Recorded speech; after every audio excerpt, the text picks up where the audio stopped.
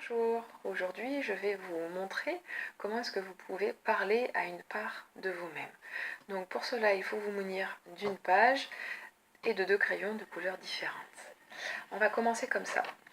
Donc on va prendre le crayon, la première couleur. Et moi ce que j'aime bien proposer c'est par exemple d'imaginer qu'il y a une part en vous adulte qui va aller interroger comme si c'était un enfant la part qui a besoin d'aide. Donc dans un premier temps, vous voyez je le fais, je vous le montre.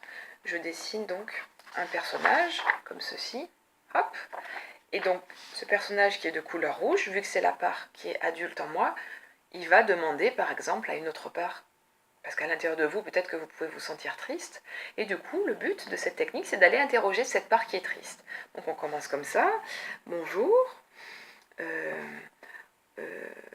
comment, par exemple, est-ce que tu te sens? Hop là. Donc là, vous voyez, maintenant il y a la phrase qui est écrite. Hop. Ensuite, donc ça, l'adulte qui est en vous a posé la question.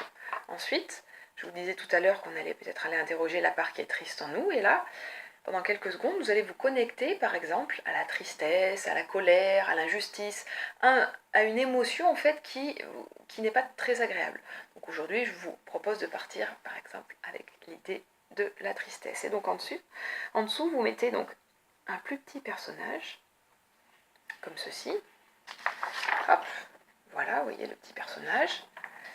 Et là, du coup, on se connecte à l'intérieur et on va voir la part triste, qu'est-ce qu'elle a à dire. Alors, ça peut être par exemple, je me sens triste parce que personne ne m'aime, par exemple. Donc, hop, on écrit ça, ok. Et ensuite, on reprend le crayon de l'autre couleur, on redessine un grand personnage, et là, on s'adresse donc à l'autre part comme à un enfant, sans être dans le mauvais sens, mais plus dans, ok, donc imaginez un enfant vient vous voir et il dit je me sens triste parce que personne ne m'aime, qu'est-ce que vous lui diriez? Pourquoi est-ce que personne ne t'aime? Pourquoi est-ce que tu dis ça? Pourquoi est-ce que tu dis ça?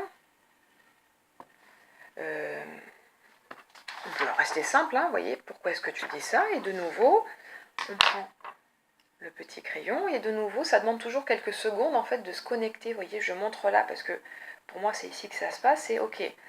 Donc, je me remets dans le personnage de personne ne m'aime. Pourquoi est-ce que, donc là, on vient de me poser la question, donc la part rouge pose la question à la part bleue, pourquoi est-ce que tu dis ça? Pourquoi est-ce que... Alors, on redessine le petit personnage. Eh bien, parce que je suis toujours toute seule. Voilà, donc on écrit la réponse, parce que je suis toujours toute seule. Ok. Vous voyez, hop, on réécrit. Et ensuite, la part adulte, en rouge, qu'est-ce qu'elle peut dire? Mais donc on peut aussi tout simplement interroger, mais tu n'as pas de famille, tu vis seul, tu n'as pas d'amis, qu'est-ce que tu fais? Vous voyez, après, j'allais dire c'est sans fin au niveau des questions, mais je vous conseille vraiment de rester au plus simple, parce que c'est pas la peine d'être expert pour savoir poser des questions, pour savoir qu'est-ce qui se passe chez l'autre. Et au fur et à mesure où vous allez faire ce dialogue-là, où vous allez parler, donc ça demande un minimum de temps, donc je vous conseille d'avoir un moment où vous vous posez tranquillement chez vous et de voir ce qui vient, et vous serez à mon avis très surpris des résultats rapides qu'il peut y avoir. Si vous avez des questions, des précisions, n'hésitez pas à commenter et à partager. Je vous remercie.